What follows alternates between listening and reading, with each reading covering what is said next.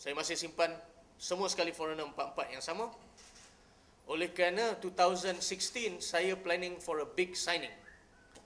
Saya punya first target, insyaAllah kalau ada rezeki, is Fernando Torres. Itu saya punya first target. Jadi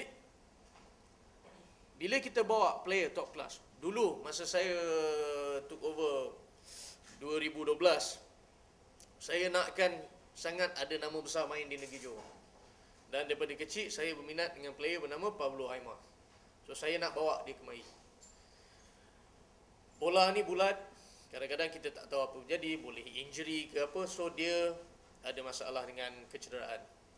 Tetapi benda ni semua, saya bersyukur pada Allah Ta'ala, benda ni semua macam pelajaran bagi saya untuk simpan Jorge Pereira Diaz, Marcos dengan yang lain-lain. Tetapi untuk tukar Lucho, oleh kerana Lucho pension 2016, dia dah tak main lagi, dia nak bersara.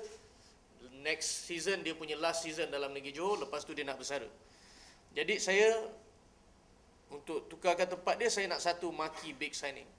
Jikalau saya tak dapat Fernando Torres, kita ada target-target lain.